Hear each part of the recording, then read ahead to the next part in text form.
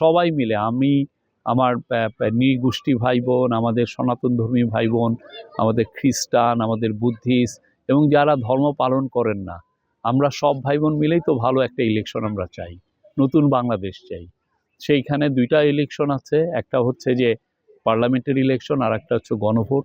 আমরা চাই সবাই দল বলে যে আমরা গণভোটে হা ভোট দিব এই জন্য যে আমরা যাতে বাংলাদেশে আর ফ্যাসিস্ট কোনো রাজত্বের কায়েম না হয়, বাংলাদেশে যাতে আমার আপনার অধিকার সবসময় অক্ষুণ্ণ থাকে, আমরা যেন এই বাংলাদেশে আপনার আমার কথাগুলো যেন সবসময় শোনা হয়, এরকম একটা বাংলাদেশ। এবং এইখানে জন্য যেই অপশাসন যেটা আমরা আগের রেজিমের অটোক্রেসির সময় আমরা দেখেছি, সেটা যেন এখানে আর যেন রিপিট না হয়, এটাকে বন্ধ করার বন্দোবস্তই হলো এই গণভোট। এই গণভোটে আমরা সবাইকে বলছি হা ভোট দিতে। আমরা মনে করি খুবই ভালো লেভেল প্লেইং ফিল্ড আছে। ইলেকশনে তো এখন যাচাই বাছাই হচ্ছে যারা ক্যান্ডিডেটের, অনেকে অ্যাপিল করেছেন।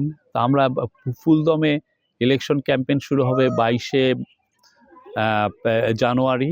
আমরা আশা করছি যে এই যে অ্যাটমসফিয়ার আছে, আমরা যথেষ্ট মনে করি এখনও ভালো অ্যাটমসফিয়ার আছে। ক্যান্ডিডেটরা অনেকে বাড়ি বাড়ি যে ভোট চাচ্ছেন, আমরা প্রচুর পোস্টার দেখছি, ইলেকশনের আমেজ সব জায়গায় আমরা দেখছি। আর লেভেল প্লেইং ফিল্ড দু একটা কথা বলেন, বাট আমরা দৃশ্যমান কোনো এমন কিছু দেখছি না যে জন্য মানে কেউ বলতে পারবেন যে দেশে লেভেল প্লেইং ফিল্ড নেই। আমরা মনে করছি পুরোপুরি লেভেল প্লেইং ফিল্ড আছে, এবং এটা সমস্ত ছোট পার্টির জন্য যেরকম, বড় পার্টিগুলোর জন্য সেরকম।